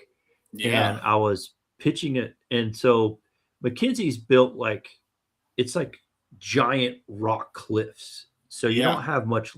It's like a little bit of ledge stuff and brush. Yeah. You have some pockets, but it's a pretty. I remember your video from the day you broke down, and I remember seeing kind of the area that you were fishing. Yeah, you had a couple of rough weeks that year. So I was pitching a spinnerbait up on the ledge, and I seen a brush pile that was right there. My buddy was fishing in a cove behind me, And I threw it out there, did a couple turns, and all of a sudden it was just like thump on the spinnerbait. And I was like, did I get stuck in the bush at first? I think I was. Then the rod did the digging, and I was like, nope, that's a fish. And then it just doubled over, and you're like, oh Lord, this is a good fish. And at first I'm like, is it a catfish?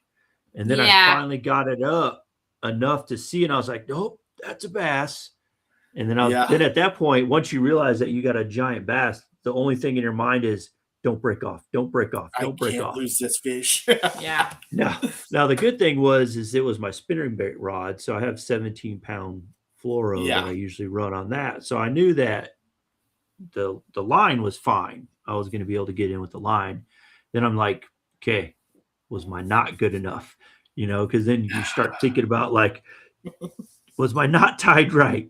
And then got the net, and I barely got it. And I had a Yak Attack net, so it's got the leverage on it. So I was able to get it and scoop it up. But even still, I was like, wow, this is one heavy fish, and got it in. But it was a football. Like, it was just shaped like a football. It was not a kayak tournament friendly bass, but it was if I was in a bass boat, you would have been happy of catching it. So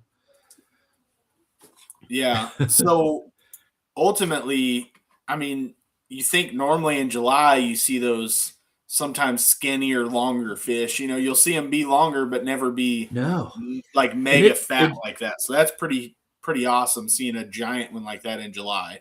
That one was feasting on some shad or whatever forage you have there. Oh yeah, it was fat. Yeah, it was huge. I think Josh needs to carry some batteries in his tackle box so he can weigh his PB next time.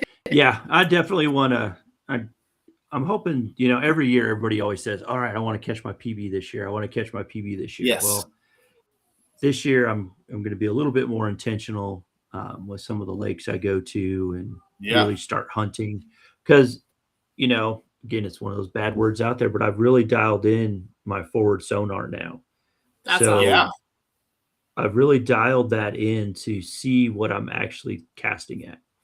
Again, when I casted that giant striper, I knew that it was a big fish. And I knew it wasn't the tiny stripers. It wasn't the tiny fish. I knew I was casting at something big. Yeah. And I'm able to dial in my tackle faster because I could see how they're reacting to my baits. Yeah. And so based off of that, I'm able to trigger a little bit more. So hopefully that's why I want one so bad, because I'd love to be, because sometimes I'm like, I feel like I'm literally casting at nothing, but I don't know, because I'm literally just, winging it. Now the other cool thing about it that I really have gotten good at is once, because with your side scan, you could see the wood, the rock piles, the timber. And then if you have your down, you could kind of see it. But with the forward, I could cast at that brush pile now and work it through the brush pile. Or if I want to just clip, if I just want to clip over the top of it, I can clip right over the top of it because I could see it clearly now and know how to work around that brush pile. That's being able to look at or that rock pile. Yeah. Well, being able to look at it and see and know, hey, this is a big fish that I'm casting at right now is pretty cool. I don't know if you've seen, but Jay from Bearded Dad Fishing just caught his PB. I think it was over the weekend, and it was a 7-pounder, and he was using forward-facing sonar as well. And honestly, I was thinking about that earlier because you can see him kind of watching his screen as he's working, and when it hits and he sets the hook into it. And I was wondering, which I know he is newer to the forward-facing sonar, I was wondering if he realized, hey, this is a big fish that's about to eat, Myself, I would just see the little blip on the screen, be like, and say, hey, there's a fish there. But I know some of the guys that once they spend some more time with it, they can be like, yeah, this is a quality fish. There's a guy on Smalley Talk podcast, and I cannot think of his name, but he fishes out of Arizona, and he fishes a big smallmouth lake out there. And he talks about looking in his forward-facing sonar, and he's like, yeah, I'm looking at an 8-pound plus fish. Like, I'm looking at a 9-pound plus. Like, he can look at them. He's used it enough. He's got it dialed in enough that he's like, I know the weight class that this fish is going to be when I get it in, you know.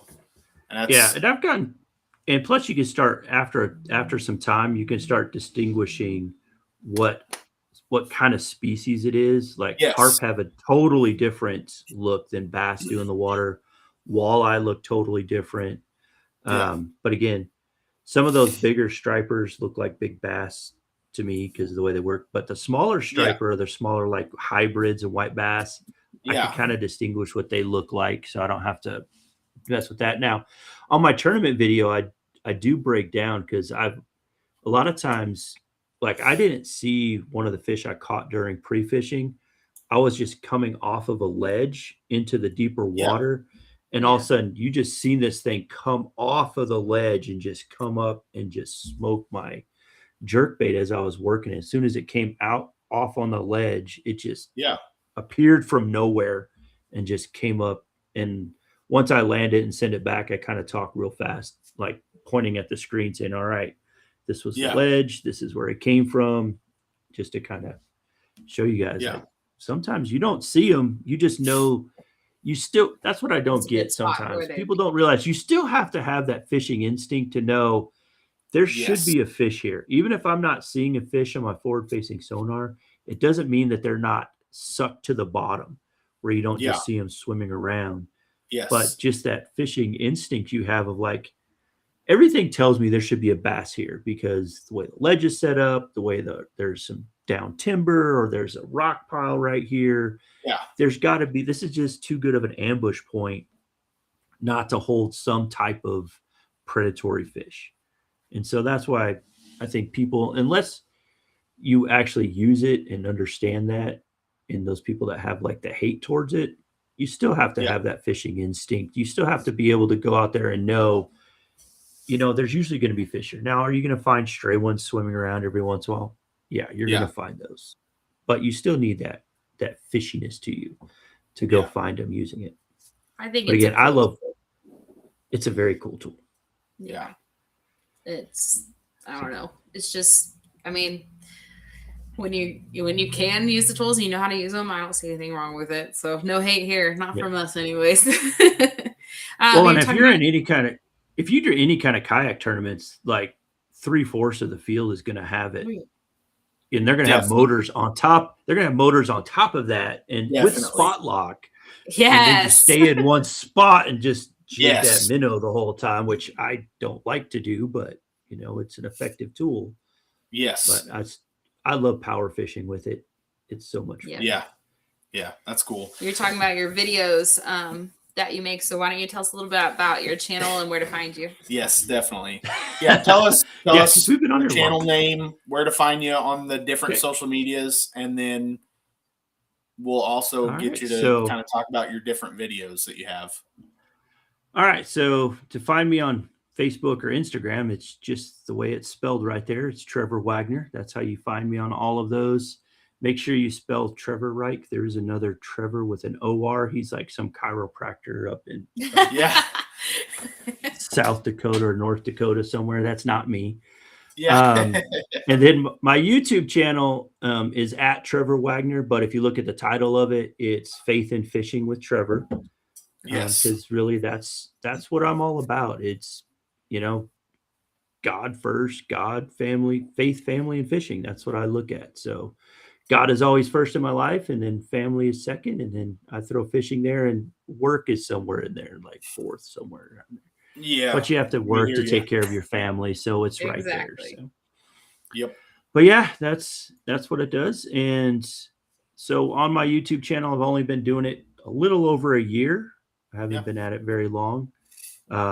So that first year, I called it like you're a newborn toddler running through the world because you really don't know what you're doing. You're kind of Yes. bumping into things, falling down, trying to like figure out what you want your channel to be, what Yes. direction you want it to go.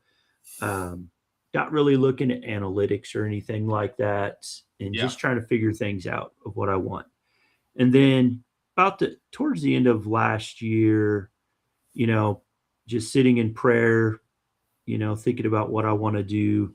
Because one of the things that is great about the church I go to is we have what we call perpetual adoration. So we actually get to go into a chapel, and we have the Eucharist is exposed there. So me and my wife sign up. We do an hour a week. So basically it's just me spending 1 hour with God. Nobody else is in there but me and God, and just me talking and praying, asking for guidance. And it was during that time that I was like, I want to do YouTube. I want to do fishing because, I'm all about, the outdoor life, hanging out with the family, going fishing, all that stuff. But I also want to give back to God. And so so Tuesdays is my dedicated Tackle Tip Tuesday day. So that's the day when we'll talk fishing, I'll do tournament recaps of what I've done and stuff like that. And then the shorts come, like most of my shorts are all going to be me on the water. Me out there catching something, me doing something, me talking about things. That's pretty much the shorts that I do. Again, that the shorts could change maybe in the future because I'm still dabbling in that side of things. And then Wednesdays, I call it Word Wednesday. It used to be Faith Friday, but there's a reason I had to change it for Faith Friday, and we'll talk about that here in a second. But so threw it out there. So we do Word Wednesday. So what I've been doing every Wednesday is we do a Bible study. So right now we're in the midst of 1 Corinthians. So going through St. Paul's 1 Corinthians, we got a couple more sections to go, and then that one's going to wrap up, and then we'll jump into another one. And so that one's a little bit longer. Those usually go 35, 40 minutes. And it's not just me rambling. There's actually a Bible study I pull up on the computer as I'm going through. They kind of probe some questions and give, people that are much smarter than me in scripture, things to talk through and stuff like that. Now I do want to interject real fast and say, so something that I really, really enjoy your Word Wednesdays. And your Faith Fridays when you were doing it that way, but I really enjoy it. So I know that you use the Bible study, and it kind of gives you some information. But you do an excellent job of studying the Word. You do an excellent job of breaking down the Word, and I think more people need to watch that video. I think that those numbers need to be bumped up because I think a lot more people need to hear the Word broken down the way that you're breaking it down. I think you do an awesome job. One of the things that we respected about you from the very beginning when we started talking to you is your emphasis on God. Like you said, faith first, God first. And so we talk about it all the time. We don't sign up for tournaments that are really on Sundays. Now, there may be an occasional one. If we're out of town and traveling for something, it's a little bit different if we're traveling to like a special event. We understand that happens sometimes. But we're not like there are local clubs by us that run tournaments on Sundays, and we could fish, really every Sunday throughout the summer if we wanted to. And fish tournaments. But that is something that we don't want to do. And that's something I respected about you is you always talked about, putting God first. You were like, well, hey, if I'm traveling out of town for a tournament, I find somewhere in that area. If I'm there on Sunday, I find somewhere in that area to go to church. And we respect you for that. I think it's huge. And again, I say you do an awesome job of breaking down the Word. I love your Word Wednesdays. Well, thanks. I really appreciate that. I was going to try and get my theology degree. So I did go and take a few master's classes in theology, did some Old Testament stuff and some other biblical study stuff. So I do have some education behind it. But again, I don't claim to be a theologian by any means. But yeah, I do plan like if I go out of town, I try to make it home by Saturday night, even if I'm in midnight, just so I can go to church with the family and everything else.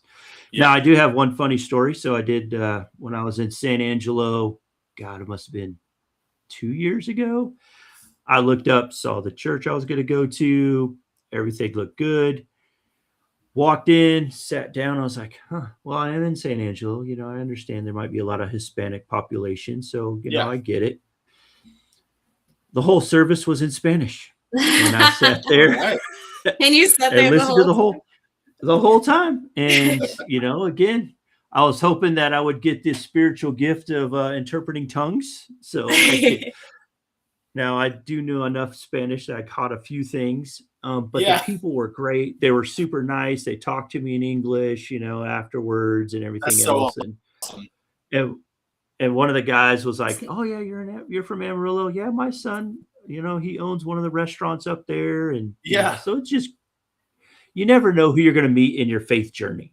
Yeah. So, and that was my whole thing with putting it on YouTube was, even if, because I used to do a Wednesday night Bible study at our church, and I would only get 6-7 people in there at a time, even though we're in the Bible Belt of Texas, it seemed people are more interested in their kids' sports, doing other stuff. They drop their kids off to choir, because the kids' choir was going on the same time I was doing the Bible study. So it's like, why aren't you guys coming over in here, listening to, what we're doing?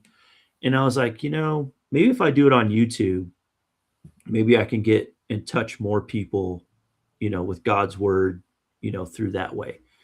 And so that's how Word Wednesday, again, talking in prayer, thinking with God, what can I do to touch more people? And so that's what I wanted to do. And, again, it's not, yes, it's about me trying to get to heaven. It's about me trying to get my family to go to heaven, but it's also everybody that you encounter in life. If you can touch somebody's life, you might not know that seed that you plant, because like I've said on, Faith Friday and videos before, I could plant the seed, but it's the Holy Spirit that's going to go in, that's going to water it, that can groom it. And you never know down the road what that impact might have on that person. So if I could just plant the seeds in as many people as I can, and then God does the rest, through the Holy Spirit, then, just hope that kind of adds up to help me get to the other side of the pearly gates and not on the wrong side. Because I don't want to be on the wrong side. Agreed. Right there with you. All right. So that's those. And the reason I had to change from Faith Focus Friday is because I got offered a position to do an actual podcast for the basscast.com. So the Basscast, they've been around for a long time. They do a lot of tournament stuff back east, and they were looking for someone to host their Before the First Cast Friday podcast. And so I had been in contact with Bass Geek before, and I started watching, Brian's channel and stuff like that, and listening to their podcast. And so they kind of put a feeler out. They're like, "Hey, would you be interested in something like this?" So I was like, "Sure, I'd love to jump in there and help you out the best I can." Until you find somebody. He's like, no. We want you to take it over. And I was like, oh, yeah. So kind of did a trial thing in December with him, threw him a couple of videos. And then ever since the first week of January, I've been doing Before the First Cast on the Basscast radio. And so, and with that one, I'm usually this is where I focus on the stuff that I like to watch. So I usually do a recap of all the professional tournaments that are going on. I'll do a preview of the tournaments, kind of like who I'm thinking of would be there. And then I offer one other tip, so it's only a 15 to 20 minute podcast that's thrown out there. And then they invite me on their big podcast, their big 1 hour plus long one that we record that on Wednesdays, and then they drop it on Mondays. And, we had Fisher Anaya was on there a couple weeks ago. So I got to talk with Fisher Anaya and a couple other pros that are out there. And as Before the First Cast goes along, I'll start having some, professional anglers on there and other people in the industry talking through maybe some bait makers, local bait guys, and that want to come on there and do some interviews, and we do those as well. So that's pretty much that in a nutshell. And that's a paid gig. So it's I don't get paid by YouTube, but I get a little bit of money for not a lot, but every little bit helps the tackle It fund. does. So Man. even if it's only $100 a month, that's $100 of tackle money that you didn't have to begin with, just to do something I love to do anyways, which is Exactly. talk about fishing.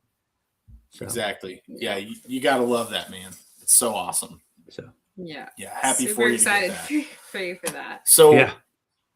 we've went really kind of over what we normally do with guests, but I did still want to ask you a couple more things. So first off, I know you already kind of said what your favorite lure is, and that's jerk bait, right? Or is there something else that's really your favorite? He said that's a slower one. So that's my slower one. So if I had What's to your fish one absolute bait, favorite? my absolute favorite bait of all time, that if I could only think I catch bass that way, is going to be, so it's a topwater bait. The buzz bait, isn't it? It is. It is the buzz bait. Yeah. God, I love the buzz bait. The buzz bait. I knew that. Such, I knew that. As soon as you started to say it, I was love- like, oh, he's going to say buzz bait. I know it's a buzz bait. Yeah, there's just something about a buzzbait bite. It draws a bigger fish, a better quality fish, and when they hit it, oh man, they wreck that wire, and then you're just and I'll catch them.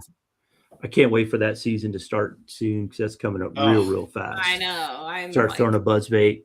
Yes, I'm itching for a buzzbait. That is my favorite lure of all time. Now, if my number 2 would definitely be jerkbait. And then crankbait is like right there underneath those three. But buzzbait by far is my favorite.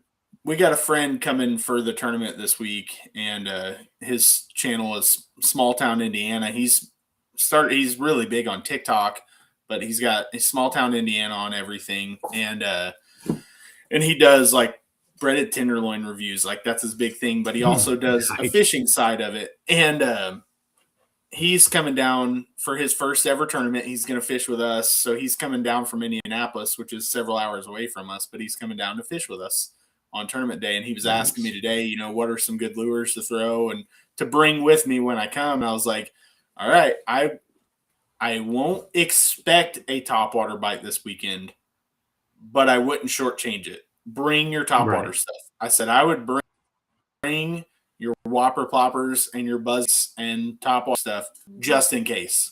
That I'm 100% going to throw a frog some. I'm 100% going to have a whopper plopper and a buzz bait right there and going to throw them some. I may not trigger a single bite, and I may put them away a couple hours into the day and say, okay, I'm done with those.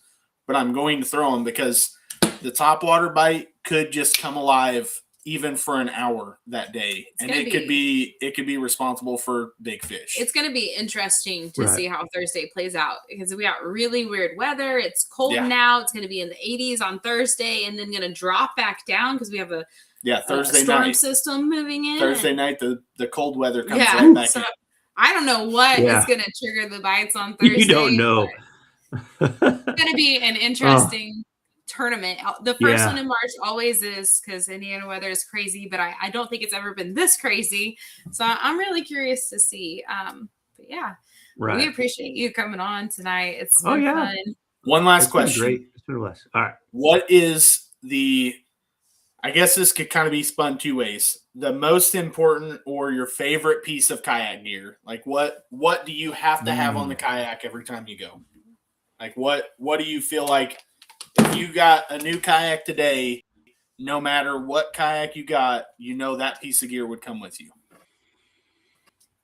Outside of my life jacket, because that's that you always have to have on you. If I have really, and this is just recent, I've fallen in love with the little, the little yak gear. Oh, this guy right here. Let me show you. These things right here. I absolutely love these things. Like I can't, if I go to the water and I don't have these now, I'm like, where's my stuff? Because inside there now I have like an extra pair of pliers, my scissors, my bait fuel sticks, and then the other compartment is for my lures that I'm cutting off. Like this didn't work, and it's quicker to throw it in. It's quicker to throw it in here than it is to reach behind me and get into my black pack or my crate that I used to Yeah. carry. But these things right here, like I can't live without these now. Like Yeah, after a just tournament day, become mine is so such choked full of stuff vital. that wasn't working. Then I have to come back and like put it Yep. in my backpack later. Yeah, that's me. Like right now, I still got stuff from the weekend that I haven't cleaned out Yeah. yet. So I'll get to it sometime this week. So, All right. Yeah. Do you got anything else That's for it. us? no, that's it. Thanks for having me on. Yeah. Whenever Thank you need you so another much guest for to come joining. on, I'll be here. Yeah, Yeah, for All sure. it's been right. great.